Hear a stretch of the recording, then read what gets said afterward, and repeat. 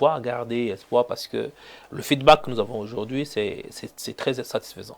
Alors, lorsqu'on suit ces campagnes sur le terrain, les discours tendent toujours à remercier la magnanimité du chef de l'État, le président Paul Biya. Et on se souvient que nous sommes en année électorale, une campagne de santé, de soins gratuits grâce au chef de l'État. Est-ce que ce n'est pas une campagne finalement politique? Peut-être que ceux qui ont tendance à le penser, ou ceux qui ont tendance à relier cela à l'élection présidentielle qui va se tenir dans quelques semaines, oublient que ça n'a pas commencé aujourd'hui. Nos campagnes de santé gratuite, nous sommes à la 4e édition. En ce qui concerne l'élite, ou c'est pas moi, l'individu Manaou dans Malachi qui organise ces campagnes-là. D'autres sont à la 5e, 10e édition. Et donc ça n'a rien à voir avec la politique. C'est juste un élan, j'allais dire, de cœur, un élan de solidarité. Et lorsque nous parlons de bout en bout, ou alors à des moments du chef de l'État, le chef de l'État, ça veut dire le chef de toutes les institutions. Ce n'est pas du président de la République qu'il s'agit. Et là, nous sommes à l'élection présidentielle, mais le chef de l'État est une institution qui couvre tout cela. Et donc, que ce soit l'exécutif, que ce soit le législatif, que ce soit le judiciaire, c'est le chef de l'État. Il faut comprendre cela ainsi. Et donc, je crois que c'est important que nous fassions à chaque fois. Est-ce qu'en cette année, ce n'est pas un peu trop politisé? Parce qu'on voit quand même lors de ces rencontres-là, les militants donnent de la voix. Il y a des discours adéquats et bien orientés qui sont prononcés. Comment allez-vous, c'est-à-dire si vous allez dans un stade de football, allez-vous différencier ceux qui sont venus pour voir le foot, ceux qui sont venus pour rencontrer X ou Y, ou ceux qui sont venus se faire voir? Comment allez-vous faire le tri? Non. Nous avons un objectif et nous sommes focalisés sur l'objectif qui est la santé. Maintenant, c'est comme un marché. Chacun vient vendre ce qu'il a le mieux. Donc, je ne vais pas me mettre à dire, je vous exclue parce que vous ne devrez pas être là. Mais tout ce que nous faisons, nous disons, c'est que nous venons pour des questions de santé. Et vous allez voir, dans la plupart des cas, tout ce qui arrive là, ce n'est pas simplement ceux qui sont du parti au pouvoir ou de quelque chose. Et on n'a jamais demandé à quelqu'un sa carte d'électeur ou sa carte politique ou son appartenance politique pour pouvoir le soigner. Nous soignons tout le monde. Donc, il ne faut pas toujours voir en cela parce qu'on est un peu embarrassé lorsqu'on voit le ministre Manaouda Malachi, porteur d'un mouvement de soutien au président Paul Biya, candidat à l'élection présidentielle, Paul Biya jusqu'à la gare, et qu'il arrive dans une contrée avec des dons de médicaments, avec des dons d'ambulance, et ainsi de suite, en ces moments précis. Ça devient difficile de dissocier les deux.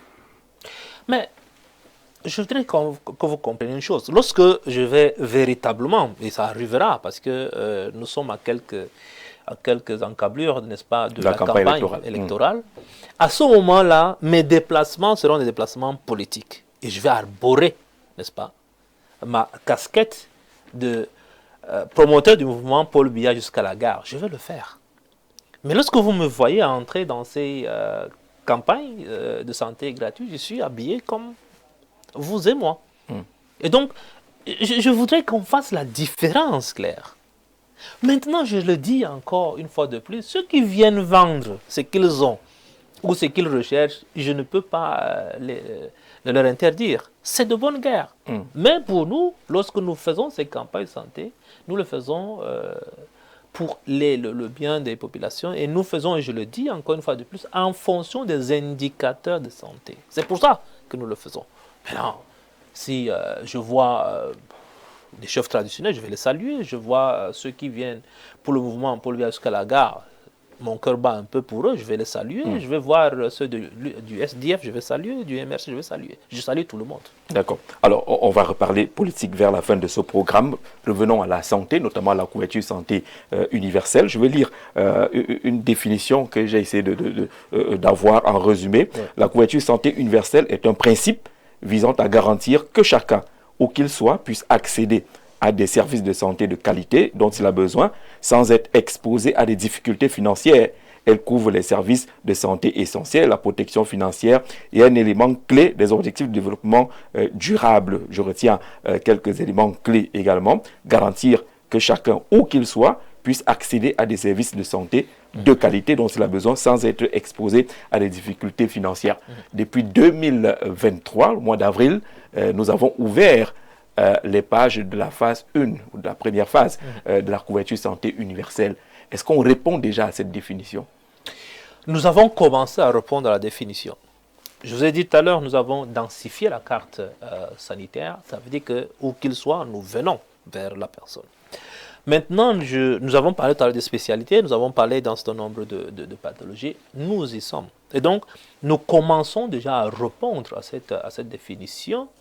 La seule chose qui nous manque aujourd'hui pour que nous puissions être dans cette définition, c'est que nous n'avons pas encore un panier de soins densifié et qui puisse concerner tout le monde. Voilà un peu ce qui se passe.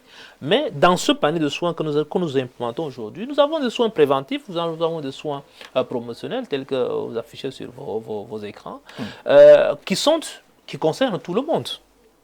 Nous avons, par exemple, le volet chèque santé qui se retrouve aujourd'hui déjà dans 7 régions sur 10. Et dans les jours qui suivent, nous allons rentrer, n'est-ce pas, dans le littoral rural, dans le centre rural et dans l'ouest rural. Donc, nous serons présents schématiquement sur les 10 régions avec le chèque santé.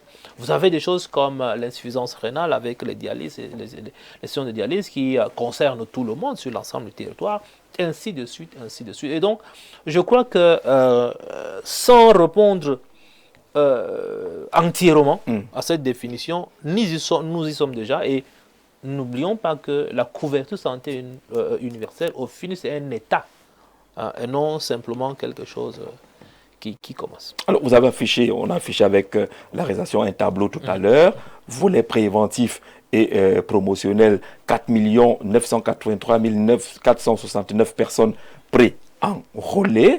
Et ça évolue, hein, parce que ça c'était à un moment. Donc aujourd'hui, si nous prenons les chiffres d'aujourd'hui, nous sommes dans les 5 500 à peu près. De personnes préenrôlées. Oui.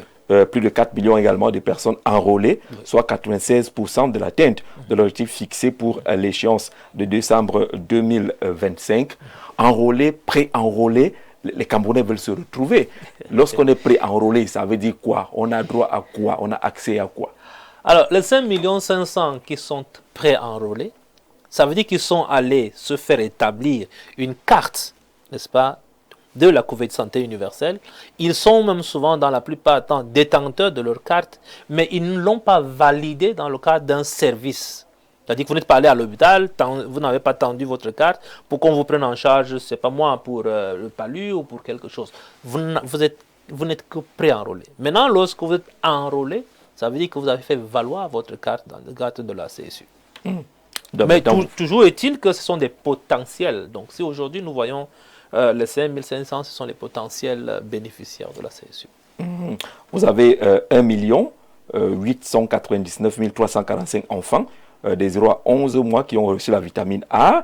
Vous avez également une autre catégorie de plus d'1 500 000 de 12 à 59 mois qui ont reçu également la vitamine A. Les autres ont reçu les doses de mébendazole, ainsi de suite, ainsi de suite. Pour les Camerounais, lorsqu'on leur dit vitamine A, ils ont l'impression qu'il n'y a rien de nouveau. Qu'ils aient reçu ces doses de vitamine A, ça change quoi dans le suivi médical de ces gens?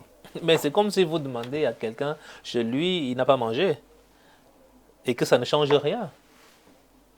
C'est des besoins qui sont identifiés. Et ici, nous disons encore que nous sommes dans le cadre des soins préventifs et promotionnels. Nous voulons éviter que les gens tombent malades. C'est comme des soins nutritionnels, où vous avez des malnutris, et à qui il faut donner des supplémentations en vitamines, il faut donner un certain nombre de choses pour remonter leur immunité, remonter leur état, et qu'ils ne puissent pas aller à un niveau chronique où ils tombent malades, gravement. Et donc, c'est ça, en fait. Quand nous donnons nous avons tous été à l'école primaire, on nous distribuait les mectisans pour pouvoir prévenir un certain nombre de maladies. On nous les distribuait à l'école. Pourquoi est-ce que nous ne pensons pas à cela? Donc, moi, je pense que nous sommes là totalement dans le cadre des soins préventifs et des soins promotionnels, sur lequel il faut d'ailleurs mettre beaucoup d'accent maintenant, parce que nous ne voulons pas que les gens tombent malades. Justement, donc, parce qu'il faut prévenir. On a reçu un candidat à l'élection présidentielle qui posait justement la question. Vous construisez les hôpitaux, c'est indéniable. Il y a des campagnes de soins, c'est indéniable également. Mais il pense que plus vous construisez des hôpitaux, ça veut dire que le système de santé, du moins le volet préventif, est défaillant. Mais ça me fait rire un peu parce que vous avez, à un moment donné, on est porté à dire des choses sans toutefois s'asseoir et voir la pertinence de ce que nous voulons dire. Imaginons un seul instant, ok, nous avons mis un accent particulier sur la prévention, sur la promotion de la santé. Nous n'avons pas d'hôpitaux. Et que survient des cas d'accidents, des cas de maladies, d'épidémies, la Covid qui arrive, nous les prenons en charge où? Est-ce que ceux qui posent ce genre de questions se sont interrogés sur cela? Est-ce qu'ils ont vu, lors de la Covid, certains pays développés qui estimaient avoir un système de santé performant et tout le reste, pleurer parce qu'ils avaient des corps un peu partout dehors dans les couloirs? Non, ce n'est pas le moment de le dire. L'hôpital ne veut pas dire que nous allons tout faire pour que les gens tombent malades, pour les prendre en charge. Au contraire. Nous voulons éviter qu'on mette la pression sur l'hôpital en tombant malade. Donc, nous mettrons, et nous continuerons d'ailleurs dans le cadre de la couverture santé universelle ou dans le cadre de ce que nous sommes en train de faire, nous mettrons davantage, n'est-ce pas, de moyens pour faire la prévention, pour faire la promotion de la santé, éviter que les gens tombent malades. Mais il ne faut pas oublier que on n'est pas Dieu et on peut tomber malade. Et à ce moment-là, il faut bien qu'on soit pris en charge. Et c'est pour ça que nous allons continuer de l'autre côté aussi à relever les plateaux techniques, à rapprocher les formations sanitaires des populations pour qu'au cas où il y a une maladie, au cas où il y a une épidémie, au cas où il y a quelque chose, que cela ne souffre pas de manque de l'hôpital. Et je précise encore une fois de plus, le Cameroun a une étendue assez, j'allais dire, phénoménale de frontières avec un certain nombre de pays. Et ceux-là sont en proie à des épidémies constamment. C'est vrai, nous faisons de la surveillance pour que ça ne traverse pas. Mais sauf que le virus, à un moment donné, ou une bactérie, ou c'est pas moi, une maladie, n'emprunte pas de visa. Et s'il rentre chez nous, qu'est-ce que nous faisons? Donc, vous pouvez bien, vous, avoir un système robuste de prévention, de promotion de la santé, mais les autres vous amènent la maladie et vous êtes obligé de faire face à cette maladie. Donc, je crois qu'il faudrait, toute proportion gardée, être lucide lorsque nous voulons faire des critiques à des moments. Il faut être lucide. C'est les mêmes qui vont vous dire en off que, bon, vraiment, venez construire une morgue chez moi. Est-ce qu'ils voudraient que tout le monde meure dans sa circonscription? Donc, il faudrait qu'ils soient lucides quand même lorsqu'ils veulent parler de cela. D'accord. Le panier donc de soins, celui qu'on a aujourd'hui, il a quoi dedans? Il peut aider qui, ce panier?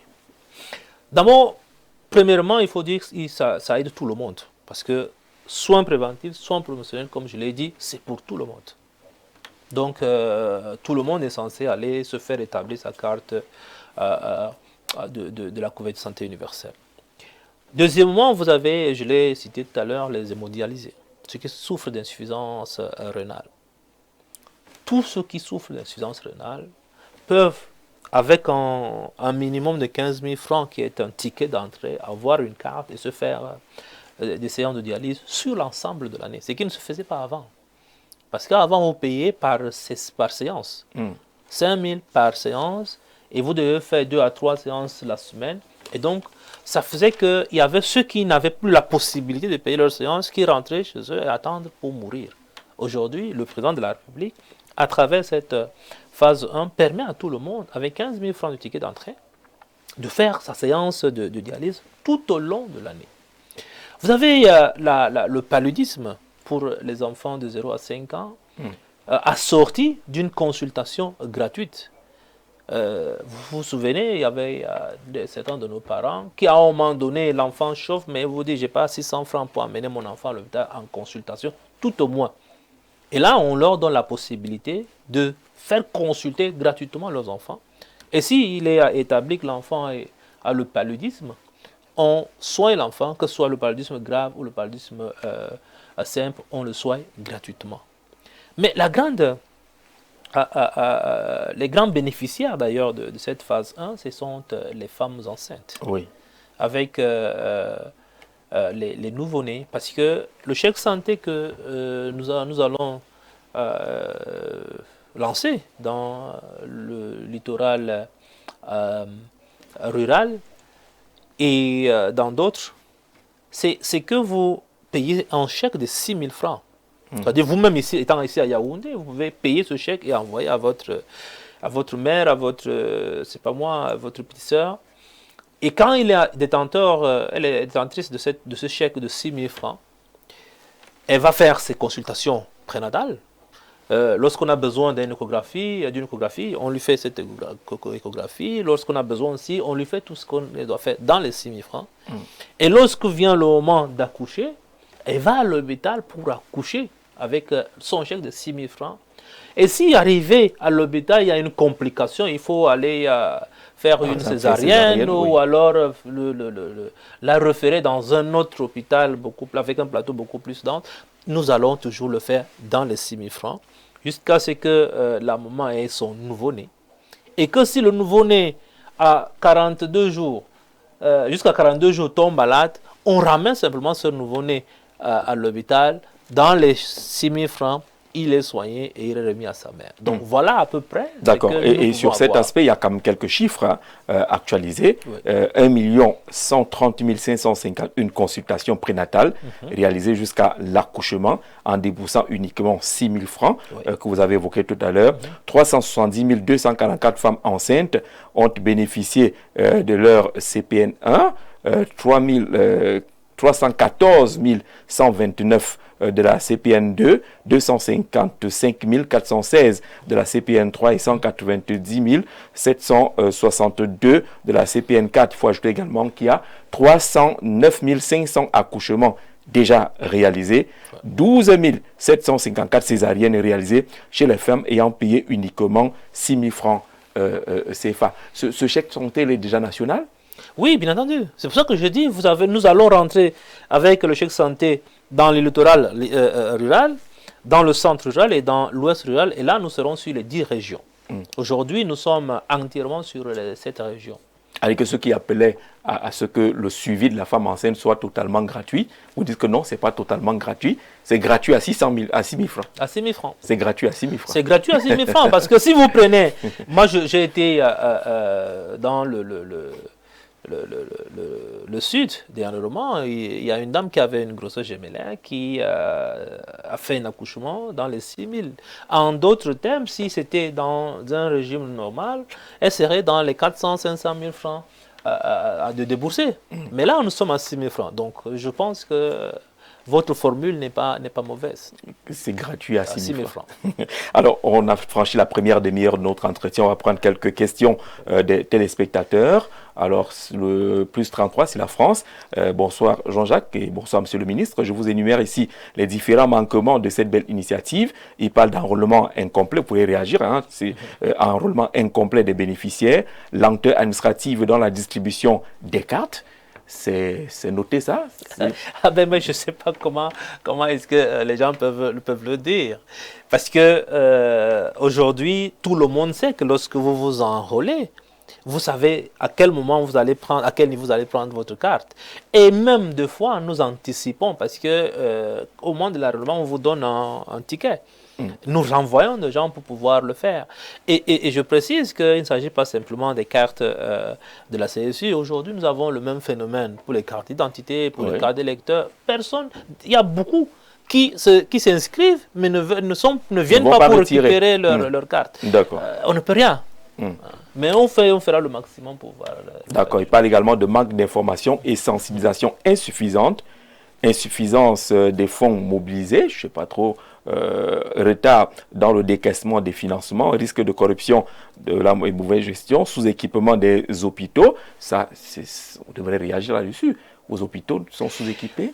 D'abord sur les fonds. Je vous précise qu'il envoie son message depuis la France. Oui, voilà. D'abord les fonds, parce qu'en réalité, effectivement, il a raison sur les problèmes de décaissement et de remboursement des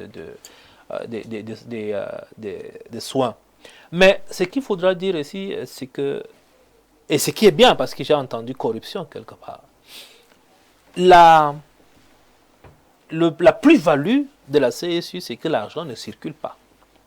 C'est-à-dire que vous avez un tiers payant. Vous êtes médecin, vous êtes infirmier, vous êtes sage-femme, vous faites votre travail et vous envoyez la note à quelqu'un. La personne va envoyer à un contrôleur, le contrôleur va donner à un tiers payant qui va venir payer la prestation à l'hôpital. Donc, en réalité, c'est qu'on dit, si vous prenez simplement les accouchements sous chèque santé, c'est qu'on dit avant, ou donne-moi d'abord tant, je fais si, ça n'existe plus en réalité. Donc, c'est ça la plus-value. Et donc, en termes de corruption, nous réduisons plutôt la corruption et la circulation de l'argent. Mais maintenant, en termes d'équipement des hôpitaux, je tiens à dire, effectivement, si nous rentrons dans certaines considérations, c'est-à-dire le centre de santé intégré de tel village ou tel autre village, le CMA, oui, il peut y avoir un problème d'équipement, mais nous sommes en train, n'est-ce pas, de travailler à cela parce que nous sommes conscients de ce qu'il peut y avoir de manquements à ce niveau. Mais ce que je voudrais également dire, c'est que notre système de santé est sous forme pyramidale. Nous n'avons pas vocation à avoir les mêmes plateaux techniques dans les villages et à l'hôpital de référence de telle ou telle autre chose. Tout naturellement. Tout naturellement, il faudrait avoir un système d'escalier. Vous allez dans un centre de santé, vous ne pouvez pas tout avoir. Vous avez un paquet minimum, un paquet complémentaire que vous faites, mais vous devez passer au stade supérieur pour avoir mieux. Et ainsi de suite jusqu'à la formation sanitaire de référence. Et donc, nous sommes en train de nous battre. Je pense que le président de la République, son Excellence Paul Biya, pour ces 7 dernières années, a tout fait pour que au moins les hôpitaux de référence ne manquent de rien. Donc, quand vous allez dans ces formations sanitaires, aujourd'hui, je crois qu'on est complet. D'ailleurs, on est à l'avant-garde, n'est-ce pas, à la pointe de la technologie. Maintenant, nous descendons et au ministère de la Santé, l'objectif sur lequel nous travaillons aujourd'hui, c'est la viabilisation des districts de santé. C'est-à-dire, les soins de santé primaire, les soins de santé communautaire doivent se faire à ce niveau-là pour pouvoir soutenir notre système de santé. Et donc, c'est ça qui constitue aujourd'hui notre plus grande préoccupation au niveau du ministère. Alors, on lit quelques points qu'il considère comme des faiblesses. Sous-équipement d'esprit, vous avez répondu. Rupture de stock des médicaments et de consommables. Vous avez parlé de la nouvelle organisation qui va permettre de régler ce Mais problème. on a même de moins en moins, parce que avant cela, il n'y avait pas des traceurs, il n'y avait pas un suivi rigoureux, n'est-ce pas, de la distribution de ces intrants. Et donc, aujourd'hui, nous avons de moins en moins de rupture de stock. D'accord. Manque de personnel médical qualifié, qualité de soins inégale selon les régions, fraude ou double enrôlement. C'est possible ça, mauvaise... Qu'est-ce qu'on en fait si on a c'est pas doublement enrôlé. Qu'est-ce qu'on fait avec deux cartes? Alors, mauvaise utilisation des soins par les bénéficiaires, ça il faut sensibiliser. Oui. Méfiance et réticence de certaines populations, ça ne concerne pas que le ministre, il a dit tout à l'heure. Mauvaise coordination entre l'État, les collectivités et les bailleurs. Dépendance excessive au financement extérieur. C'est Tony de Monaco, créateur d'Avenir, qui envoie ce message. Alors, sur la dépendance, je voudrais vous lui dire que nous avons lancé cette phase 1 de la couverture santé universelle, le 12 avril, comme vous avez rappelé tout à l'heure, 2023, avec un financement à majorité domestique. Et nous continuons d'ailleurs dans ce genre de financement parce que nous voulons dépendre moins de l'extérieur en ce qui concerne cette couverture santé universelle. Et donc, je crois qu'il a pris le mauvais exemple. D'accord, pour résumer tout cela, Zambo Ernest qui demande qu'est-ce que vous pensez, monsieur le ministre, de la couverture santé universelle. Il nous ramène un peu à la question d'entrée, mythe ou réalité? Mais puisque je vous ai dit tantôt, et d'ailleurs, ça c'est le travail que vous devez faire, vous, les chaînes de télévision et de radio, nous avons réalisé des capsules des capsules qui, en réalité, on avait une soixantaine, je pense, de capsules qui retraçaient le ressenti des populations. Pas ce qu'on est allé monter pour parler, non. C'est-à-dire on a envoyé des gens comme ça, poser des questions à des populations, un peu partout sur l'ensemble du territoire, et ils ont dit quel était leur ressenti. Je vais peut-être vous en donner un extrait, parce que j'étais en visite de travail dans le sud-ouest. Et il y a un monsieur très bien âgé, qui avait d'ailleurs du mal à marcher. Il a tenu à ce que je vienne. Il a dit, je vais parler au ministre, je vais parler au ministre. On est venu me dire, je suis allé vers lui, là où il était assis. Et il m'a dit, ce qui se passe aujourd'hui dans le cadre de la couverture santé universelle, notamment pour les dialysés, c'est un miracle. C'est ce mot, hein, c'est le mot qu'il a utilisé. Allez dire au président qu'il vient de réaliser là un miracle. Parce qu'on ne pouvait pas imaginer qu'on devrait avoir non seulement ce taux-là, mais la qualité qu'on a aujourd'hui et l'absence totale des ruptures d'intrants. Il a dit c'est un miracle. Donc maintenant, si nous, on peut s'asseoir derrière nos écrans, ou alors on peut s'asseoir sur un plateau comme ça et on dit c'est un mythe ou réalité. Avec le clavier en main. Voilà, allons donc poser la question à ce monsieur si c'est mythe ou réalité et on verra sa réaction. Mais vous risquerez de ne pas revenir avec vos deux yeux. Alors, monsieur le ministre, que fait-on lorsqu'une femme enceinte qui obtient le chèque santé, mais à qui on demande de payer des frais de certains examens lors de ses visites prénatales? Nicoline depuis Mayo d'Arlé. On dénonce. On dénonce simplement. Il y a un mécanisme, et d'ailleurs en numéro 1506 pour les dénonciations, il y a un mécanisme de dénonciation. Où vous demandez à voir le responsable de la formation sanitaire, vous allez faire le chef de district ou le délégué régional, dénoncer de toutes les manières. Alors, on nous dit que certains centres de santé intégrés dans de nombreuses localités tombent en désuétude, sans médicaments et parfois même sans accès pour transporter les malades d'une zone rurale à une autre. C'est le cas chez moi à Fanungong, je ne sais pas où c'est, où il dit que là-bas, peut-être que le centre de santé intégré est tombé en désuétude. Les malades en souffrent. Oui, ça c'est clair. Nous avons ce problème dans la plupart de certaines localités les plus reculées. Nous avons tout à l'heure évoqué un problème de ressources humaines. Il vous souvient qu'on a un gap d'environ 55 000 à 60 000 personnels aujourd'hui pour faire fonctionner minimalement et normalement nos formations sanitaires. On ne les a pas. Ajouter à cela, et je l'ai dit tout à l'heure, je l'ai relevé, la plupart de nos personnels veulent travailler à Douala, ils veulent travailler à Yaoundé, ils ne veulent pas aller. Et donc, lorsque vous envoyez quelqu'un dans un centre à Fanagnon, quelque chose comme ça, voilà, vous l'envoyez là-bas, soit il va prendre service et puis il disparaît, soit il ne va même pas. Et c'est pour ça que je continue à sensibiliser nos collaborateurs sur le terrain et d'ailleurs à sensibiliser également les autorités administratives qui sont en charge de la gestion des personnels de l'État dans ces localités. Il faut bien que nous soyons à un moment donné informés. Parce que lorsque nous faisons, n'est-ce pas, des affectations, nous envoyons les personnels dans tel ou tel endroit, mais il faut bien que quelqu'un nous dise que la personne n'y est pas. Parce que chez nous, sur notre tableau de bord, nous savons qu'il y a quelqu'un qui est en train de travailler là-bas. Et voilà la difficulté. L'information n'est pas remontée. L'information n'est pas remontée. Et deux fois, avec la complicité d'un certain nombre de personnes. Et donc, il y a certains chefs d'unité, notamment les sous-préfets, qui attribuent parfois les notes fantaisistes, qui couvrent certains personnels absents. Donc, nous avons cette difficulté et de plus en plus, quand même, nous déployé des missions sur le terrain pour discuter, pouvoir établir ces absences irrégulières. Je rappelle aussi simplement que selon les statuts de la fonction publique, 30 jours consécutifs d'absence à son poste vaut révocation. Il faut bien que les gens le sachent. 30 jours consécutifs, on ne parle pas de mois. Parce qu'ailleurs, on a même des gens qui ont disparu pendant 6 mois, 3 mois.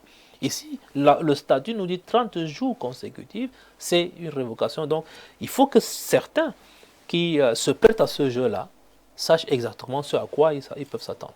Voici une question qui va nous permettre justement de parler de ce qui vous a caractérisé quand vous êtes arrivé à la tête de ce ministère. Vous avez lancé l'humanisation des soins. Bonsoir Jean-Jacques, bonne émission. Monsieur le ministre, avec tout le respect que j'ai pour vous, pourquoi les patients ne sont pas pris en temps réel en charge dans les hôpitaux avant de voir les factures bien après? Ils sont abandonnés par des soignants. Emmanuel Boyogeno depuis Douala.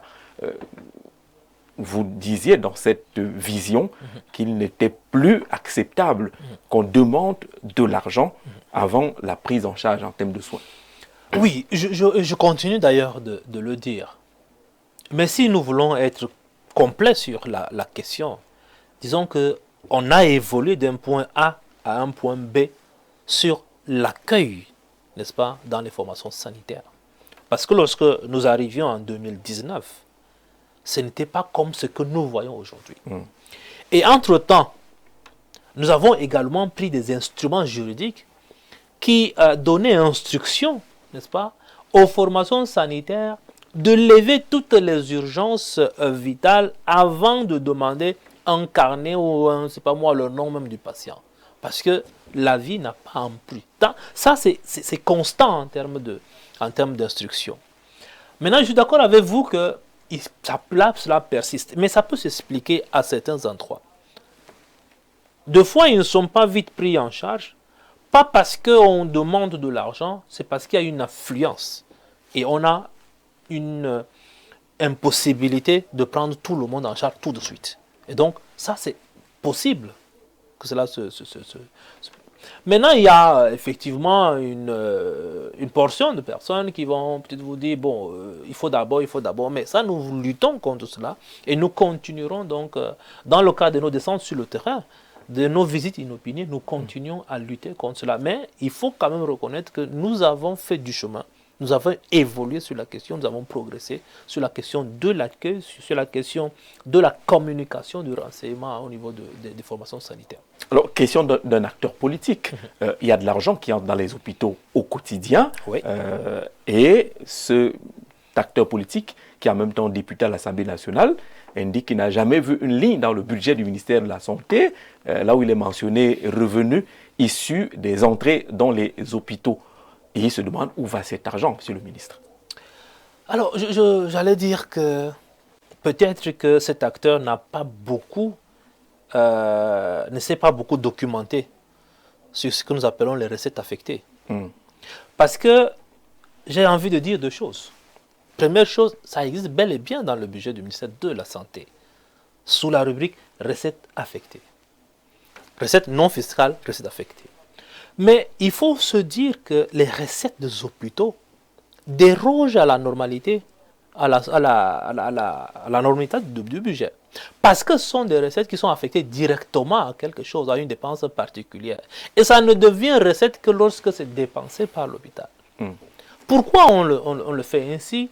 C'est pour éviter que l'hôpital ne s'arrête à un moment donné parce qu'on n'a pas ci, on n'a pas cela. C'est pour éviter que si vous, je ne vous le souhaite pas, vous entrez dans une formation sanitaire en réanimation, qu'on dise comme... Prenez un autre exemple, pas la réanimation. À supposer qu'on dise qu'on a manqué d'oxygène parce qu'on n'a pas pu acheter l'oxygène. D'accord. Donc, ce sont des recettes qui sont affectées à des dépenses particulières pour le fonctionnement et pour éviter toute sorte de retard et tout le reste. Mais ce sont des lignes qui existent bel et bien sur notre budget. Donc, l'argent est traçable. L'argent est traçable. Nous faisons régulièrement des contrôles, des audits dans les formations sanitaires pour savoir où va cet argent. Donc, l'argent est traçable. Mais ce ne sont pas des montants harmonisés. Chaque hôpital est libre d'appliquer sa politique. Je ne sais pas ce que vous appelez montant harmonisé. Les mais consultations je viens de vous dire pas le même. Non, il y a un texte qui régit cela. Il y a un texte qui régit cela pour les hôpitaux publics. Maintenant, les cliniques privées font comme ils peuvent le faire. Nous constatons à des moments, nous frappons un peu, mais ça, ce sont les cliniques privées. Mais pour les formations sanitaires publiques, il y a des textes qui régissent. On sait qu'en termes de consultation simple, c'est ça. En termes de consultation d'un spécialiste, c'est cela. Et d'ailleurs, c'est pour cela que nous avons initié au ministère de la Santé publique une loi sur la réforme hospitalière qui vise non seulement dans le cadre de la couverture santé universelle, à motiver davantage le personnel de santé, à motiver davantage un certain nombre, mais à relever un tout petit peu, parce que ce sont des textes de 86. Donc, nous avons fait entre-temps du chemin, et donc il est important quand même que la consultation ne reste pas à 600 francs. Sinon, le pouvoir d'achat ayant un peu augmenté, le niveau de vie a augmenté, nous ne sommes plus en 86. Donc, si on est encore à 600 francs, c'est difficile pour l'hôpital de fonctionner. Et c'est pour ça d'ailleurs que nous établissons un certain nombre de passerelles pour que ceux qui peuvent aller un peu plus puissent aider ceux qui n'arrivent pas à cela. Donc, je crois que c'est important que nous puissions... Alors, si on fait un schéma, l'argent qui entre, par exemple, à l'hôpital de Biémassi est géré par l'hôpital de Biémassi pour répondre aux problèmes de l'hôpital de Biémassi? En termes de spécialité, oui. L'hôpital qui rentre, enfin, l'agent qui rentre à l'hôpital général de Yaoundé ne sortira jamais de l'hôpital général de Yaoundé. C'est géré pour le fonctionnement. Il n'y a pas d'unicité de caisse, il n'y a pas d'universalité de la dépense à ce niveau-là. C'est géré, ça déroge à tous ces principes de gestion budgétaire parce que c'est une dépense qui est affectée à quelque chose de particulier. Et je l'ai dit ici, c'est pour éviter du retard dans l'exécution.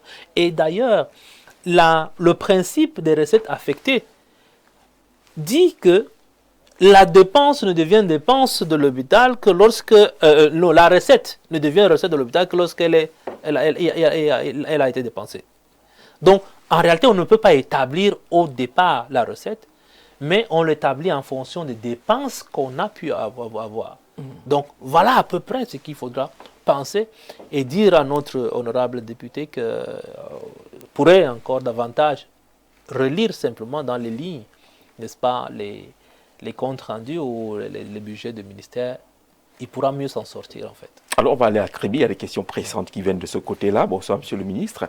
Ma question est de savoir où est passé l'enrôlement de la campagne santé universelle. Ça fait 2 ans que je me suis enrôlé en ligne. Jusqu'à aujourd'hui, je ne connais pas de suite. Je continue à payer les grosses sommes Taylor depuis Kribi. Enrôlé en ligne et qui ne sait plus où est-ce que son dossier est passé, il continue comme un patient ordinaire à payer d'énormes sommes à Kribi. Alors là, je crois qu'il y a quelque chose qui ne va pas bien. Donc je lui demanderai simplement de se rapprocher de n'importe quel centre d'enrôlement ou d'un hôpital ou c'est pas mal de chef de district, parce que quand on s'enrôle en ligne, il y a un ticket, il y a un numéro qu'on nous donne et à partir du numéro et du lieu, on peut aller récupérer sa carte. Donc c'est une situation qui n'est pas tout à fait claire, donc il pourrait simplement aller quelque part dans un centre d'enrôlement ou à l'hôpital ou chez le chef de district de santé pour que on clarifie la situation. Alors l'autre question qui vient de Kribi, à quand un hôpital de référence à Kribi? Nous y travaillons en réalité. Nous y travaillons, nous avons un projet de la construction d'un hôpital de référence à Kribi. Les dossiers ont été apprêtés, les financements sont en cours de mobilisation et je crois que ça viendra. Ça viendra parce que nous sommes conscients de ce que Kribi est en train de prendre, n'est-ce pas, de l'envergure. L'activité économique va s'y développer et donc le premier pas démographique le premier pas que nous avons fait, c'est déjà de transformer l'hôpital de district de Kribi en hôpital régional annexe. Ça a déjà été fait et c'est en train de fonctionner. Donc la prochaine étape, c'est cet hôpital de référence que nous allons faire à Kribi. D'accord, la bonne nouvelle donc pour Kribi. Merci beaucoup, Son Excellence. Vous êtes l'un des meilleurs ministres de la Santé que je connaisse, après le docteur Guy Olanguena. Vous êtes très simple, sympathique, humble. Vous êtes un bon travailleur avec des visites inopinées dans les hôpitaux. Que Allah vous protège, ce genre de ministre comme vous. Nous en avons besoin. Emmanuel Boyogeno, depuis Douala, il n'a pas posé de questions. Il a laissé parler son cœur simplement. On va prendre une ou deux autres préoccupations avant de parler de politique.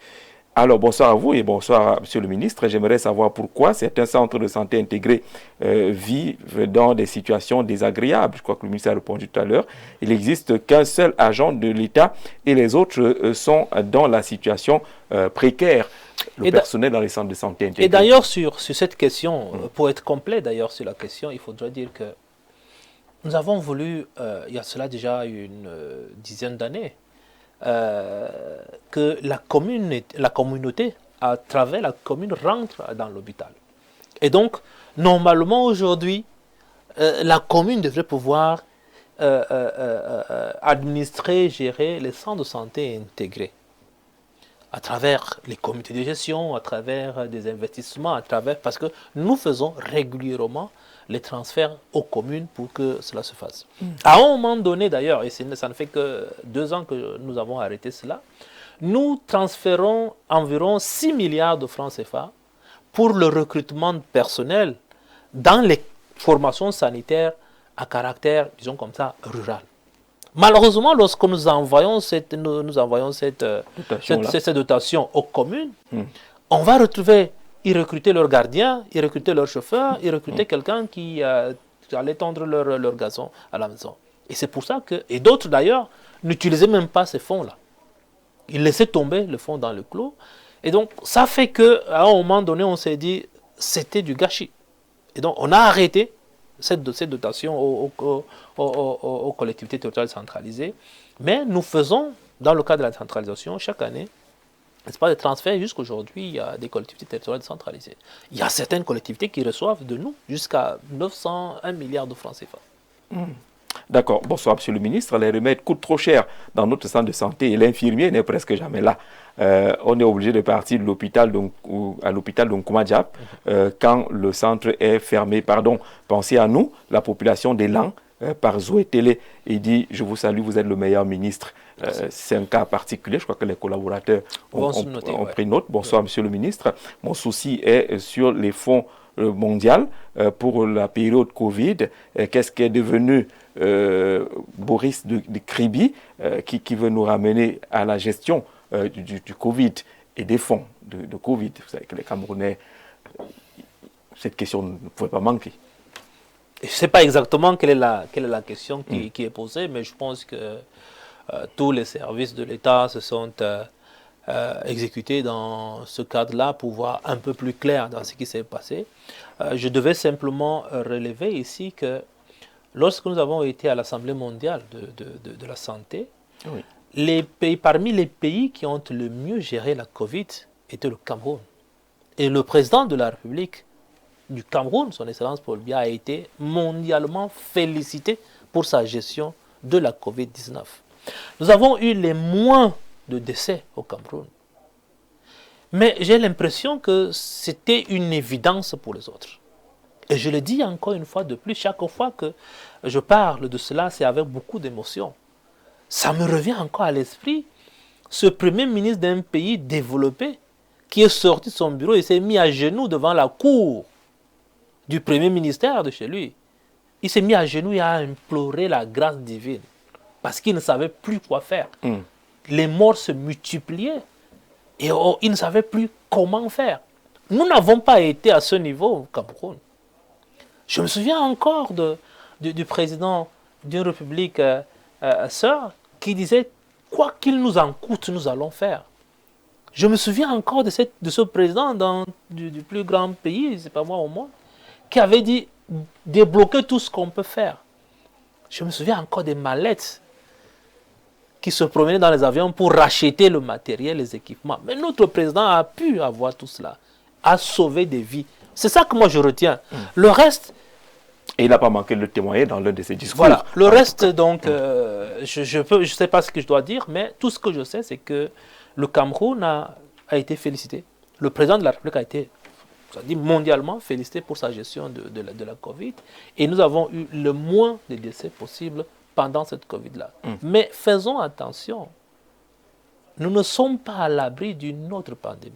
Nous ne sommes pas à l'abri d'une épidémie. Donc ne lançons pas les pierres à ces soldats de la santé qui se sont sacrifiés pour que nous soyons là en ce moment. Parce que je dis bien sacrifiés. Il y a ceux qui ont attrapé le Covid parce qu'ils étaient en train de soigner, qui ont été exclus même de leur foyer, qui ont guéri et ils sont revenus encore lutter contre la Covid. Ça n'a pas de sens. Moi, quand je dis, je le dis encore avec beaucoup d'émotion parce que j'ai vécu tout cela. Donc, pour moi, si je parle des soldats de la santé aujourd'hui, je parle de ceux qui nous ont aidés à combattre la Covid, je parle avec beaucoup d'humilité, avec beaucoup de retenue et de réserve, parce qu'ils ont fait des choses qu'on n'a pas pu voir ailleurs. C'était des choses exceptionnelles. Et donc, vraiment, toute proportion gardée, regardons cette affaire-là comme ça. Bonsoir, Monsieur le Ministre. Il y a des accompagnateurs psychosociaux qui vivent le calvaire dans les hôpitaux avec des mois sans salaire. Pourtant, c'est eux le maillon essentiel de la prise en charge des patients vivant, par exemple, avec le VIH-Sida au Cameroun. Vous êtes au courant de ce fait, Monsieur le Ministre? Pour le moment, non. Peut-être qu'il est en train d'évoquer l'arrêt de subvention des États-Unis pour un certain nombre de pans, n'est-ce pas, de la prise en charge des personnes vivant avec le VIH notamment. Mais nous sommes en train de trouver des palliatifs parce qu'il y a un plan de mitigation qui a été soumis au gouvernement et financé d'ailleurs par ce gouvernement-là. Donc normalement, les choses devraient revenir à la normale. Mais pour revenir à ces arrêts de subvention, comment vous faites, vous les pays africains qui devaient subir cela avec dureté? Oui, la chance déjà que nous avons au Cameroun, c'est que 2 ou 3 mois avant l'arrêt de subvention, l'annonce de l'arrêt de subvention, nous avions engagé une réflexion pour pouvoir nous dire ces subventions peuvent s'arrêter à l'horizon 2028-2030. Qu'est-ce que nous allons faire? Et donc, on a commencé à élaborer un plan de durabilité qui était basé uniquement sur les ressources domestiques. Et donc, quand c'est arrivé, nous avons accéléré le mouvement. On a mis en place un plan de mitigation qu'on a soumis au gouvernement. Et le gouvernement a financé ce plan de mitigation. Et donc, pour le moment, tout se passe normalement, on n'a pas de soucis. D'accord.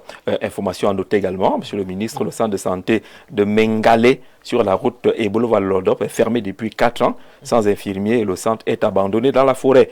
Que faire des villageois de ce côté-là, du côté de Lolodorf? Voilà, c'est noté à vous. Nous avons noté, et il faudrait bien que les maires de ces communautés-là, de ces localités, nous aident également à travailler dans ce sens-là. C'est important que les relais fonctionnent sur le terrain. Bonsoir, Monsieur le Ministre. Moi, mon problème, c'est de savoir comment sera géré le problème d'intégration du personnel de santé.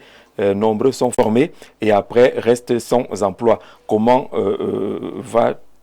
les aider? Ça nous amène à la question d'intégration, mais également à la question des recrutements annoncés par le chef de l'État. D'abord, ce que, d'une manière générale, il faut comprendre, c'est que lorsque nous formons, nous ne formons pas que pour les formations sanitaires publiques. Nous les formons également pour les formations sanitaires privées. Et Dieu seul sait que nous en donnons aujourd'hui en termes d'agrément à ces formations sanitaires. Et donc, il est bon pour nous, et nous avons insisté là-dessus, pour que ces formations sanitaires privées puissent, en recrutant un personnel, leur donner un statut et un salaire décent de manière à leur permettre de vivre comme si c'était dans le public. Donc, je crois que sur ce point, nous sommes d'accord. Maintenant, si nous revenons à la contractualisation du personnel annoncé par Monsieur le Président de la République, son Excellence Paul Biya, où en est-on? Les choses sont en train d'évoluer. Nous avait demandé de faire authentifier les listes, c'est ce que nous avons fait. Et donc, il y a un comité qui est logé au secrétariat général de la primature qui s'en occupe. Et donc, tout ce que nous avons, c'est d'acheminer tous les éléments qui nous sont demandés à ce comité-là. Et donc, tout se passe à ce niveau-là. D'accord, Monsieur le Ministre, au niveau de l'hôpital d'arrondissement de Lommié, je pense que c'est le CMA de Lommié, dans le Oignon, il n'y a pas un plateau technique. Les malades quittent Lommié pour aller à Bertois pour faire la radio. Même les malades diabétiques ont des problèmes pour leur suivi. Faites quelque chose pour les gens de Lommié. Nous avons noté. D'accord. C'est noté les messages. Hein. On aura l'occasion peut-être de jeter un autre coup d'œil avant la fin de ce programme. Monsieur le Ministre, vous êtes donc porteur, pour parler un peu de politique, de ce mouvement Paul Biya jusqu'à la gare. Est-ce que vous avez besoin de ce mouvement, étant donné que le RDPC est déjà un outil qui puisse garantir justement ce séjour jusqu'à la gare du président Paul Biya? Pour une armée, tous les champs de ralliement sont nécessaires pour se donner courage, pour avancer, pour faire des choses tout est nécessaire. Je considère le RDPC comme une armée qui avance derrière son général, qui est le président de la République. Et donc, tous les champs de ralliement sont nécessaires. Il n'y a rien qui puisse être... Tant que ces champs sont complémentaires, dans la discipline et l'unité, nous avançons derrière le président de la République. Mais certains ont pensé qu'il s'agit là des mouvements de positionnement. Chacun va être leader quelque part. C'est important que chacun puisse s'exprimer. Nous sommes en démocratie, et d'ailleurs le président de la République l'a précisé. Et donc, ne refusons aucune réflexion aux personnes qui veulent bien le faire. Donc, nous allons avancer avec notre champ de ralliement, avec notre mouvement, derrière le président de la République. Les autres vont commencer à commenter, à faire des réflexions. C'est leur devoir, c'est leur droit. Pour moi, c'est simplement une manière à nous, n'est-ce pas, d'apporter notre contribution, notre soutien à Monsieur le Président de la République. C'est un mouvement régional ou national finalement? Alors, je vous laisse apprécier. Ce mouvement a été lancé dans l'extrême nord, notamment à Mokolo. J'ai été à Garoboulaye, dans la région de l'Est. J'ai vu une marée des personnes avec Paul Biya jusqu'à la gare. J'ai été à Boya, à Limbé, c'est la même chose. J'ai été à Douala, c'est la même chose. J'ai été à Zoétélé, à Memesela, c'est la même chose. Garoua nous a servi cela, Meganga nous l'a servi. Et donc, la dernière en date, c'est Samelima qui a fait une marche de soutien, n'est-ce pas, sous la bannière de Paul Biya jusqu'à la gare au président de la République. Maintenant, est-ce que c'est national, est-ce que c'est régional? Vous pouvez donc établir, n'est-ce pas, l'étendue de ce mouvement. La dénomination nous fait croire, je crois juste ici d'ailleurs, qu'il s'agit d'un mouvement des jeunes. Jusqu'à la gare, c'est une expression des milieux jeunes. Ces jeunes qui soutiennent un candidat de plus de 92 ans. Est-ce que ça ne sonne pas paradoxal? J'avais envie de vous poser la question, parce qu'en réalité, lorsque c'est la deuxième ou la troisième fois qu'on pose cette question-là, est-ce que vous soutenez votre père? Dans son rôle de père, oui. Alors, pourquoi est-ce que vous pensez que cela devrait être différemment? Mais chacun soutient. Pour un enfant, le père est la personne la plus placée, la mieux placée pour faire quoi que ce soit. Mais lorsqu'il est le plus fort. Lorsqu'il est fatigué, on relaie. Non, je dis jusqu'à présent, mon père est décédé, personnellement, mon père était pasteur, il est décédé à 120 ans. Mais à 120 ans, ma petite sœur qui me suit pensait toujours qu'il avait le père le plus fort, le plus intelligent, le plus de tout le monde. C'est la même chose. Nous avons notre père, notre patriarche, qui est le président de la République actuelle.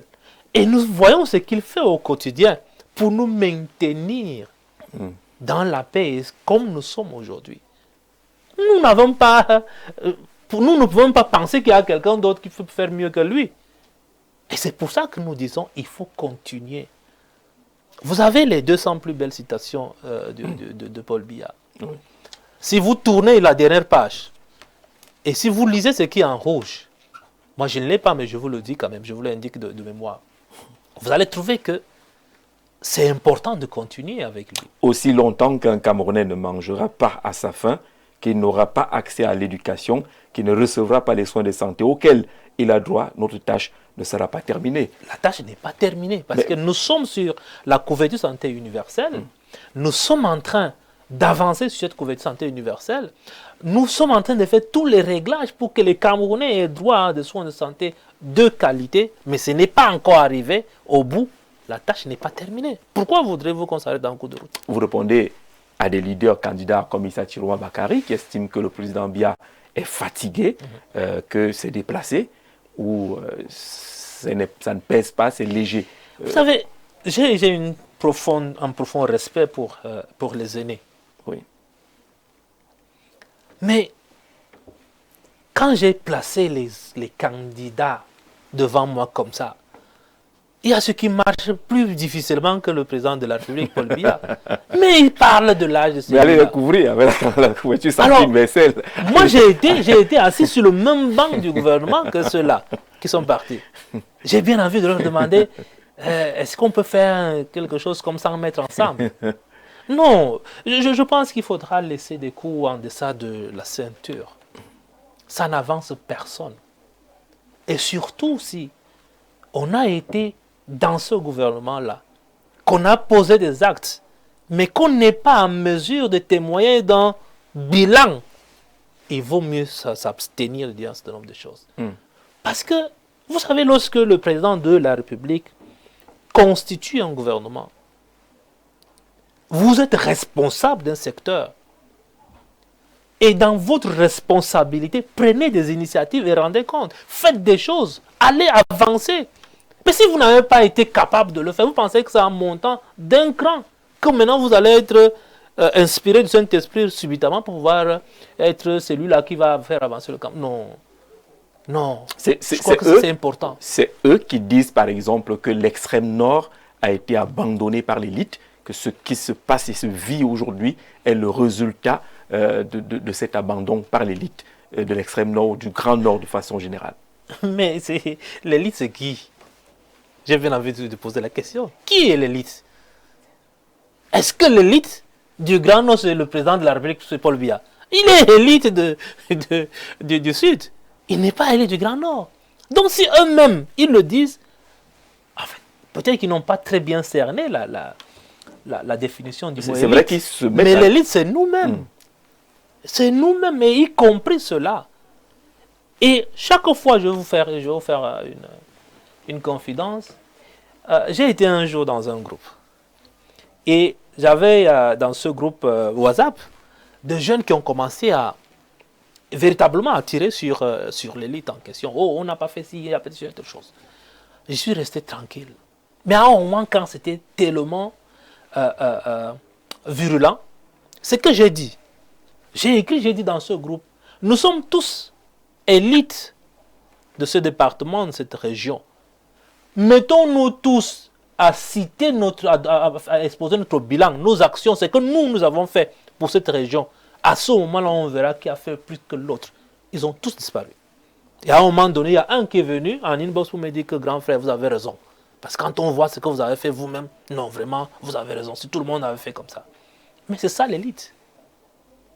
Et je dis encore, je reviens encore au principe de la responsabilité. On vous nomme ministre de la santé publique. N'attendez pas que le président de la République vienne aller voir dans les hôpitaux. Vous dites que non, est-ce qu'à tel endroit le fait? N'attendez pas cela. C'est de votre responsabilité.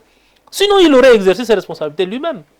Mais il vous a responsabilité. À vous d'aller sur le terrain, de produire un bilan et de lui dire, monsieur le président de la République, voilà ce que j'ai fait, voilà ce que j'ai fait. J'avais telle difficulté, j'ai résolu comme ça. C'est de cela qu'il est question. Alors, lorsqu'on pose la question de bilan, justement, à vos anciens collègues du gouvernement, aujourd'hui, candidats à l'élection présidentielle, ils disent qu'ils n'ont pas de bilan à faire. Le bilan, c'est celui qui les a nommés, qui doit le faire. Ils n'ont pas de bilan à produire. Si aujourd'hui, vous n'êtes pas membre du gouvernement et qu'on vous pose la question sur le bilan, qu'avez-vous fait, vous répondrez pareil. Quand ils le disent, c'est parce que ma conviction, ma foi chrétienne ne me permet pas. Sinon, j'allais vous dire que mais quand il pose la question à monsieur le président de la République, mais lui aussi va dire que c'est à Dieu de faire le bilan, ce n'est pas à lui de faire le bilan, puisque c'est Dieu qui l'a mis là. Mais c'est l'irresponsabilité simplement. C'est de l'irresponsabilité, je le dis. Moi-même, dans le cadre de la mission qu'on m'a confiée au ministère de la Santé publique, je demande à mes directeurs de faire le bilan de ce qu'ils ont fait. Parce que je leur laisse une marge de manœuvre. Et il faut que chacun à son niveau puisse agir et me rendre compte de ce qu'ils ont fait. Alors si moi eux ils disent non vraiment monsieur le ministre c'est vous que nous avons nommé, vraiment on n'a pas de bilan à faire, c'est vous. Je vais également dire au président que bon je n'ai pas de bilan à faire, c'est lui. Mais le président va vous dire que c'est Dieu qui m'a mis là, je n'ai pas de bilan à faire, c'est Dieu. Vous allez aller chez qui? Parce que Jésus lui-même, il va dire que c'est Dieu le Père. On va chez qui est-ce qu'on va aller? Il faut qu'on cesse de tromper les Camerounais. Il faut qu'on cesse de manipuler les Camerounais. Il faut que chacun puisse établir ses responsabilités dans ce qui nous arrive. Parce que chacun a eu un secteur pour gérer. Et pour la plupart, on a été attentiste. On a été, j'allais dire, dans l'inertie totale. Et puis après, on a dit le président n'a rien fait là-bas. Mais si le président n'a rien fait, qu'est-ce que nous avons fait? au moins le bilan de ce que nous avons fait, on peut le présenter au public. On peut le présenter aux Camerounais pour dire, moi j'ai été nommé ministre de temps, voilà ce que j'ai fait. C'est ce que nous attendons simplement de ceux-là. Et qui n'attendent pas, si vous n'avez pas pu gérer votre cellule comme cela, vous n'attendez pas à avoir plus pour pouvoir mieux gérer cette fois-là, parce que l'Esprit Saint est partout. Il n'est pas que dans les grandes choses, il est dans les petites choses également. Donc, sachons déjà gérer la petite cellule avant de pouvoir avancer plus loin. Sinon, on aura plus de difficultés plus loin que lorsqu'on est dans une cellule. Monsieur le ministre, vous êtes de l'extrême nord et en cette période de pré-campagne électorale, le discours ambiant dans les camps d'en face, c'est que l'extrême nord est la fille aînée du renouveau et également la fille lésée du renouveau. Vous avez la même vision? Non, pas du tout. Pas du tout. Peut-être, moi je vais être très clair sur la question. Peut-être l'extrême nord n'a pas reçu tout ce qu'il devait recevoir légitimement en termes de poids politique.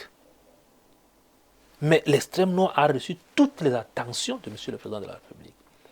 Si nous prenons simplement le côté sécuritaire, c'est que le président a mis à l'extrême nord pour que nous puissions aujourd'hui nous mouvoir d'un niveau à un autre. Mais c'est énorme. Et ces sacrifices continuent d'ailleurs. C'est que l'extrême nord a fait, c'est que le président a fait dans le cadre des secteurs que je connais le mieux, comme la santé. Mais c'est énorme. On quittait Kousséri il y a cela 7-10 ans pour venir faire un scanner à Yaoundé ou à Douala avant de rentrer. Aujourd'hui, vous avez des scanners partout à l'extrême nord. Vous avez un centre hospitalier régional qui est un hôpital de référence à l'extrême nord. Je pense qu'il y a quelque chose qu'on devrait pouvoir faire parce que les gens veulent manipuler en réalité. Mais ça ne peut pas passer cela.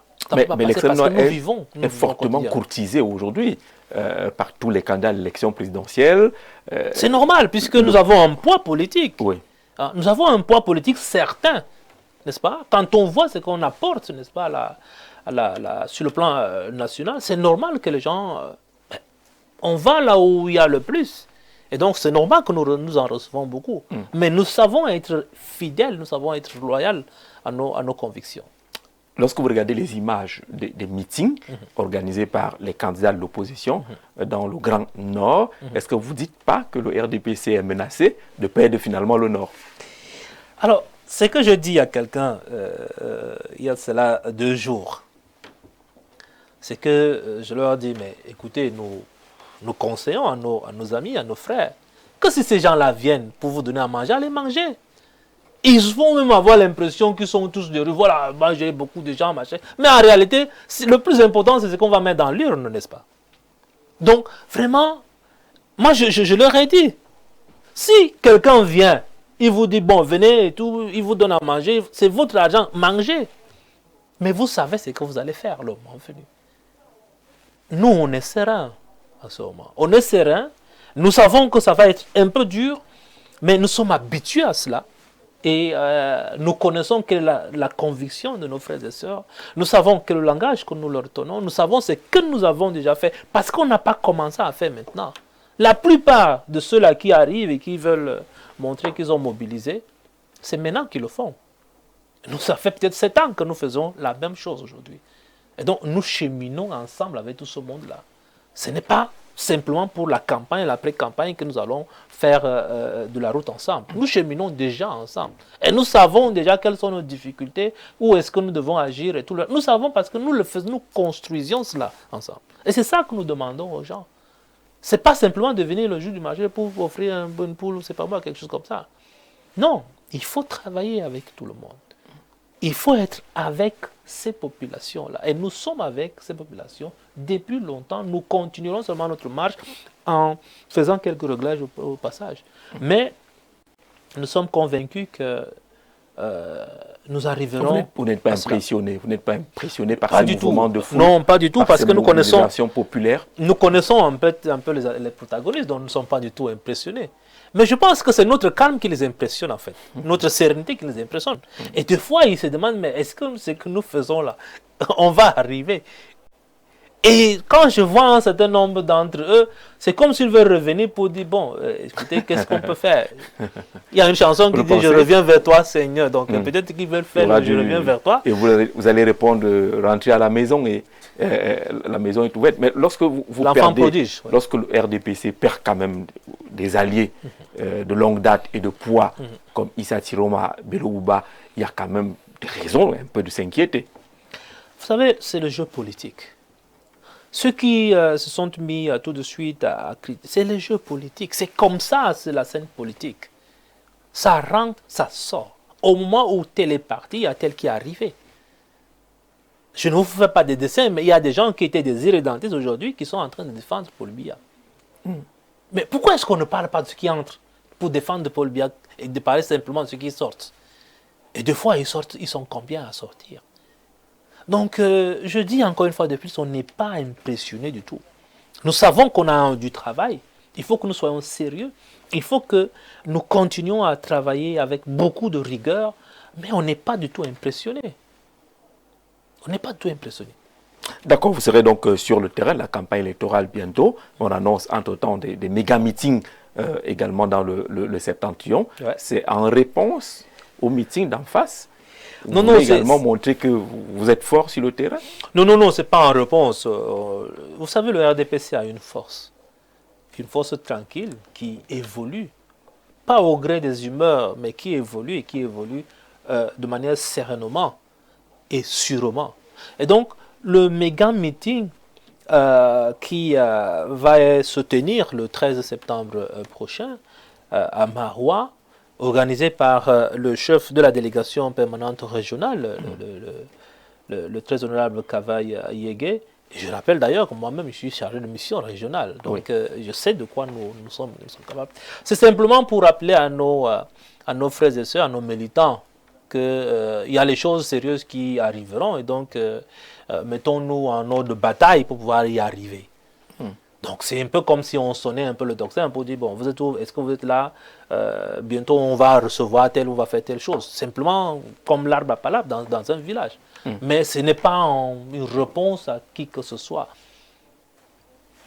Bonsoir Monsieur le Ministre, merci pour votre franchise de reconnaître que ce sera dur, ce qui n'est pas possible d'être déclaré auparavant par un cas du RDPC. Vous êtes franc en indiquant que l'élection arrive, que ça ne va pas être facile, ce sera dur.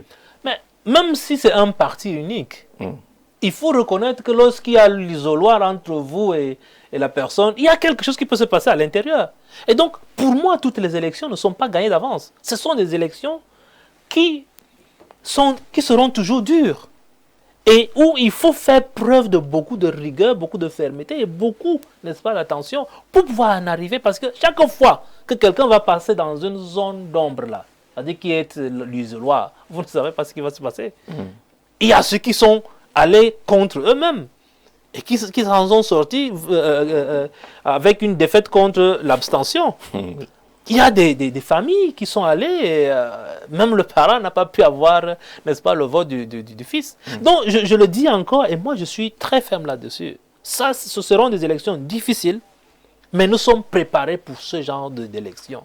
Et nous allons continuer sereinement à avancer pour que nous puissions sortir au soir du 12 octobre gagnant dans cette élection. Et surtout qu'on ait une large, n'est-ce pas, victoire pour dissiper tout genre de suspicion sur telle ou telle chose. C'est possible dans ce contexte, une large victoire? Oui, c'est très possible. C'est très possible. Lorsque nous voyons un peu... moi, je parle généralement de l'extrême nord. Non, c'est très possible. D'accord. Bonsoir, Georges Axé. Le ministre ne peut pas dire le contraire. Est-ce qu'il est déjà arrivé à Maroua par route, monsieur le ministre? Oui, plusieurs fois. Vous savez que la route aujourd'hui, elle est catastrophique de ce côté. Plusieurs fois, je suis arrivé à Maroua par route. Et je crois que je l'ai fait la dernière fois de Yaoundé jusqu'à Mokolo, par route. Et je dois pouvoir dire que les difficultés existent. C'est-à-dire on ne va pas se focaliser sur une difficulté particulière. Parce qu'à côté des difficultés peut-être de la route, vous avez des avancées hein, n'est-ce pas, dans le secteur, tel ou tel autre secteur. Donc, les difficultés vont toujours exister, même dans tous les pays du monde. Vous aurez toujours des difficultés. J'expliquais à quelqu'un l'autre jour que les États-Unis contrastent avec les niveaux de vie. Vous allez arriver dans certains quartiers, je dis, c'est encore plus que chez nous. En termes de paupérisation, vous allez arriver dans un autre, c'est l'opulence. Donc, je crois que tous les pays connaissent ces difficultés. Maintenant, c'est comment nous pensons sortir de ces difficultés-là. Avec nos success stories dans certains de ces secteurs, avec ces difficultés dans d'autres secteurs, mais avec un plan de sortie de ces difficultés. Donc, ce que le président de la République aujourd'hui offre, c'est ce plan de sortie des difficultés. Parce que c'est celui qui connaît mieux les problèmes. Il connaît mieux les difficultés de notre pays. Il connaît mieux les réponses à apporter. Donc, si on prend une personne aujourd'hui qui va se mettre à comprendre comment ça fonctionne, à comprendre quelles sont les difficultés, où est-ce qu'on peut avoir les ressources, comment on peut faire pour résoudre telle autre chose, ça nous prendra les 7 ans. Alors, maintenant, c'est à nous de savoir. Est-ce que nous voulons recommencer à zéro? Est-ce que nous voulons demander à la personne qui est là de continuer à nous conduire avec son plan de sortie de toutes ces difficultés? Je crois qu'il n'y a pas de choix à faire. En tout cas, pour la jeunesse qui sait que c'est le Cameroun de demain, et ils ont choisi celui qui est là et qui connaît ces difficultés et qui a les réponses et qui va apporter, n'est-ce pas, un meilleur pour demain. Donc, la jeunesse, elle n'est plus dans l'hésitation, elle est dans le choix. D'accord. Monsieur le ministre, pour moi, vous êtes une idole. Vous êtes le meilleur des ministres que j'ai connus. Vous êtes un ministre que le peuple camerounais peut compter sur vous. Que Dieu vous bénisse davantage. Vous êtes un exemple pour la jeunesse camerounaise. Gouzara Nestor depuis Maroua qui envoie ce message-là. Alors, monsieur le docteur Manaouda, vraiment, vous nous étonnez un peu quand vous dites que vous demandez à vos collaborateurs, directeurs, de faire des bilans après un projet confié afin de voir l'évolution ou résultat de leurs travaux. Pourquoi est-ce que le président, lui, ne le fait pas quand on met les gens quelque part? Il faut les suivre. Le président Paul Biya ne suit rien.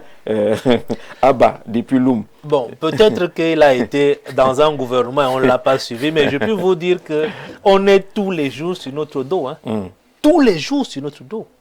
Sur un certain nombre. Parce que vous devez faire une feuille de route. C'est-à-dire, vous-même, vous établissez votre route. Voilà les actions prioritaires que je veux faire cette année. Telle chose, telle chose, telle chose. Mais on vous demande où est-ce que vous en êtes avec telle chose, avec telle chose, avec telle chose. Non, ce n'est pas qu'on ne suit pas, on suit. Et c'est pour ça que je le dis, autant nous le faisons, autant on fait aussi pour nous. Donc, je puis, n'est-ce pas, le rassurer que ça se fait. C'est l'impression que le président ne suit pas. Non. Il ne vous évalue pas. Du tout. Le président nous évalue. D'autres ont démissionné parce qu'ils ne voient pas le président depuis 7 ans. Ça relève des divers. Nous n'y sommes pas encore. Bonsoir, Excellence. Lorsque l'on vous écoute, on veut se demander pourquoi vous êtes sur le plateau, puisque tout va bien. Mais le liquide prend la forme du vase qui le contient. Et en cela, on est en droit de s'inquiéter parce que les Camerounais vivent mal. Et cela c'est un motif que la politique menée par la classe dirigeante est inappropriée. Que vous êtes là pourquoi donc? Quand vous parlez, on a l'impression que tout va pour le mieux. Peut-être que je me suis fait mal comprendre ou mon micro ne marche pas très bien. Mais je n'ai pas l'impression d'avoir dit que tout va pour le mieux au Cameroun. J'ai dit que nous faisons des avancées. Nous progressons. Peut-être qu'on n'a pas progressé au rythme de ce que les uns et les autres veulent. C'est possible. Mais nous progressons tout au moins. Nous ne sommes pas statiques. Donc, je dis encore une fois de plus, peut-être pour mieux me faire comprendre, c'est que je ne dis pas que tout va bien, mais je dis que nous sommes en train d'avancer, d'évoluer. Hein, et nous évoluons sûrement. Donc, ne me prêtez pas des choses que je n'ai pas dites. Alors, vous n'avez pas dit que tout va pour le mieux. Il y a des choses qui peuvent être améliorées. C'est clair. C'est clair. Même dans le secteur de la santé, nous savons qu'il y a des choses qui doivent être améliorées et qui seront améliorées.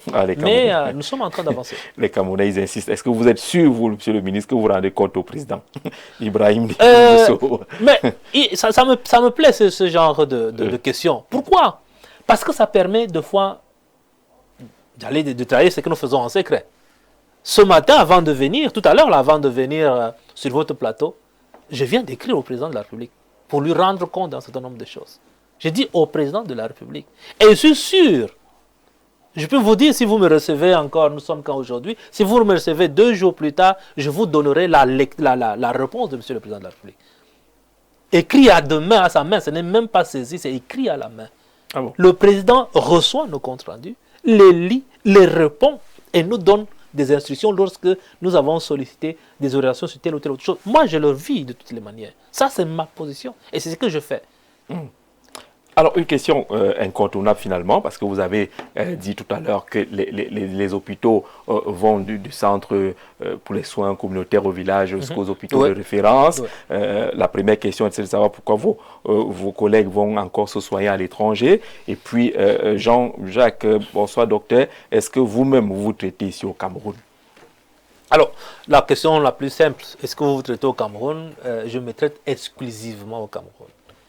Et je l'ai dit à quelqu'un qui a pensé que je prends beaucoup de risques. Mon épouse, que j'aime bien et que je salue d'ailleurs, qui suit certainement cette émission, mon épouse a été malade. Elle devait subir une intervention chirurgicale.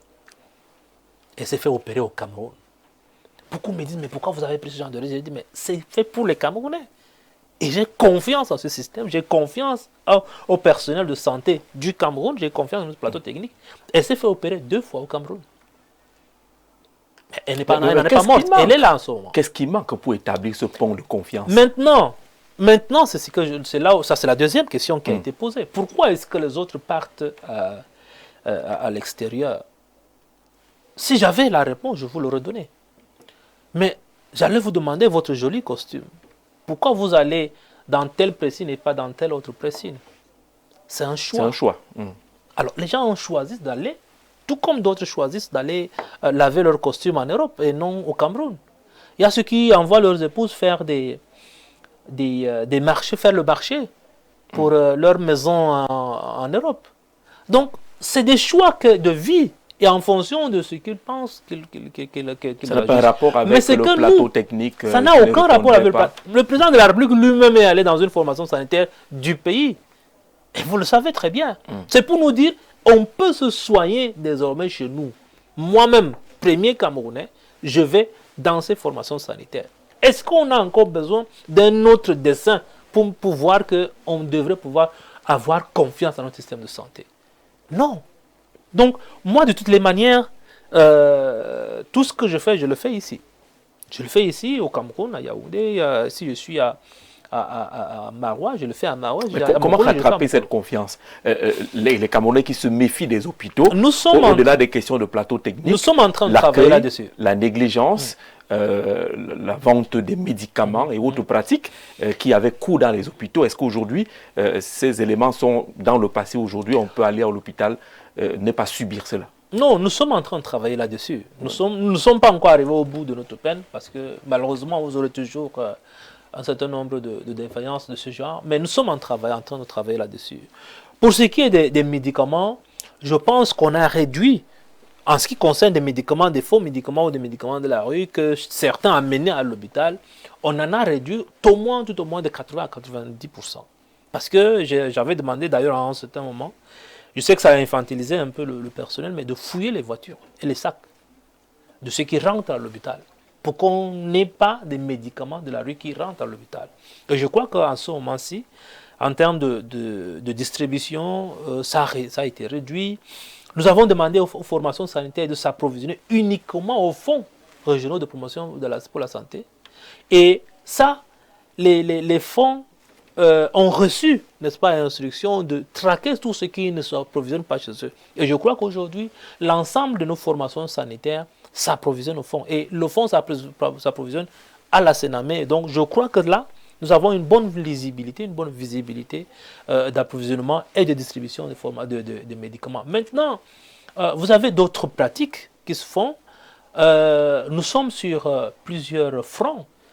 Vous nous avez vus en train de lutter contre les faux médicaments, les médicaments de la rue. Vous avez vu sur le fond... Sauf qu'ils n'ont pas disparu. Ça ne peut pas disparaître comme ça, c'est comme de la drogue. Et donc, il faut j'allais dire, intensifier la lutte pour qu'ils ne soient pas simplement tranquilles dans leur zone de confort. Mais nous savons très bien qu'on va réduire, mais ça ne peut pas disparaître comme ça. Donc il faut qu'on intensifie la lutte. À ce moment, ils vont se cacher. Donc on est sur le front de l'assainissement de la carte sanitaire. Ceux qui ouvrent les formations sanitaires dans leur propre salon, dans le ci, dans le ça, il faut qu'on les ferme.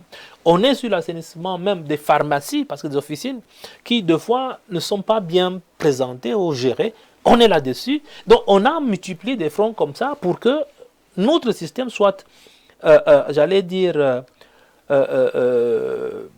un peu toiletté. Un peu toiletté de tout ce qui peut être mauvais ou nocif pour nos populations. Donc, nous continuerons à travailler pour cela, à assainir notre système de santé, à la rendre, j'allais dire, assez solide pour tenir. Parce que nous savons très bien que nous aurons à faire, nous ne le souhaitons pas, mais des épidémies viendront, des pandémies viendront. Aujourd'hui, dans l'Afrique de l'Ouest, ils font face à au moins 3-4 épidémies à la fois.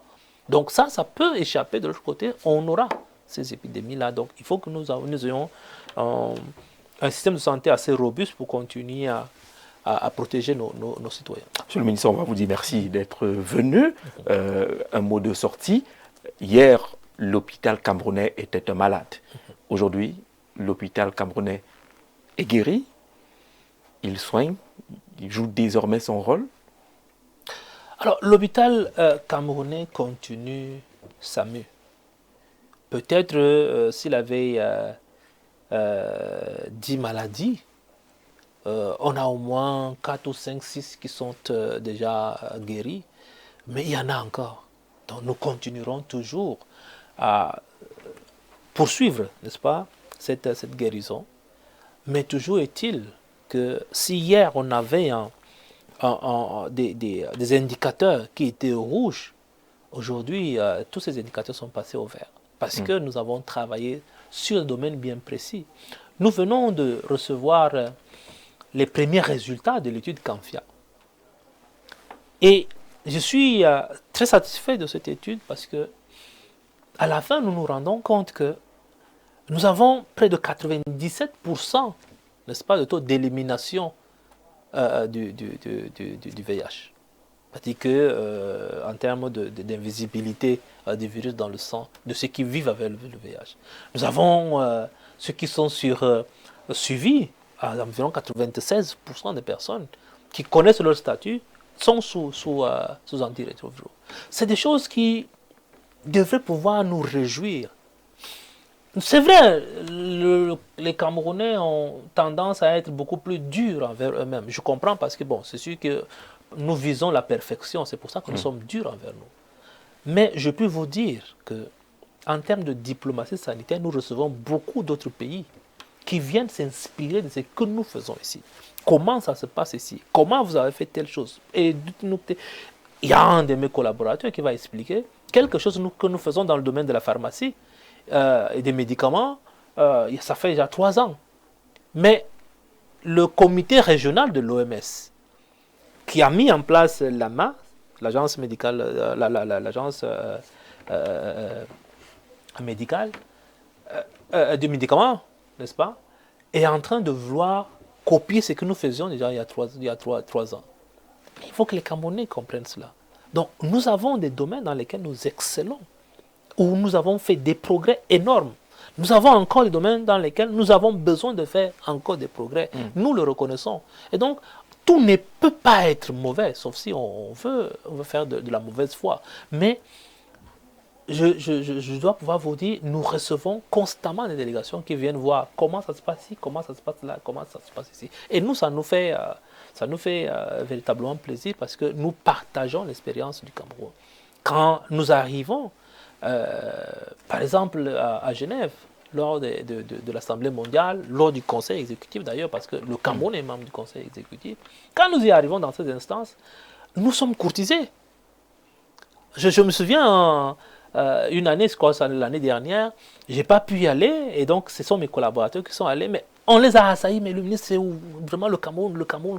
Et même ils ont dit, mais on ne savait pas qu'on était aussi important dans ces instances-là. C'est nous qui ne voyons pas souvent cette chose parce qu'on est très dur envers nous-mêmes. Je voudrais simplement inviter nos compatriotes à voir la réalité de ce que nous représentons. Le Cameroun est un grand pays. Nous avons un grand président de la République. Nous avons des progrès que nous avons en 7 ans effectués.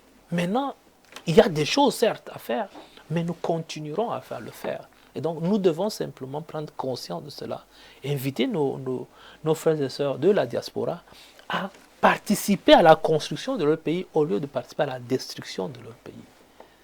Dans le domaine de la santé, nous avons mis en place une plateforme avec la diaspora et nous leur avons permis d'intervenir au Cameroun par tous les moyens possibles. Et ils sont en train de le faire. Je voudrais inviter d'autres personnes à participer à la construction du Cameroun au lieu de participer à la destruction du Cameroun. Parce que, quel que soit le cas, même si vous êtes naturalisé ou quelque chose, on va toujours vous rappeler que vous êtes de quelle origine. Absolument. Vous allez dire, non, non, je suis français, non, je suis américain. On dit, oui, tu sais, sur les papiers, tu sais, mais tu es noir, tu es de quelle origine, de quel pays? Souvenez-vous qu'on va toujours vous le dire. Si on ne vous dit pas à vous, on dira à votre enfant, on dira à votre progéniture, et il sentira mal de ne pas savoir qu'il a participé, n'est-ce pas, à la construction de son pays. Donc, participons simplement à la construction de notre pays. Merci beaucoup, Monsieur le ministre de la Santé publique, d'être venu. Merci pour les 200 plus belles citations de Paul Biya. Merci pour ce recueil des citations de votre champion, candidat à l'élection présidentielle, et que vous allez défendre très bientôt dans le cadre de la campagne électorale. En toute exclusivité, je voudrais vous annoncer que dans les semaines qui suivent, un autre ouvrage sortira. Un autre ouvrage? Oui, sous forme de BD, mais je ne dis pas tout. Vous aurez l'occasion de le faire. Mais c'est déjà prêt, c'est déjà au Cameroun. Nous sommes en train de faire les derniers réglages pour la dédicace. Mais un autre ouvrage sortira et il sera encore davantage plus pertinent. Merci pour votre disponibilité exemplaire. On espère justement que les autres viendront participer et échanger surtout avec les Camerounais en toute franchise, sans tabou, sans filtre. Vous avez répondu à toutes ces questions-là. Merci à vous d'avoir regardé à la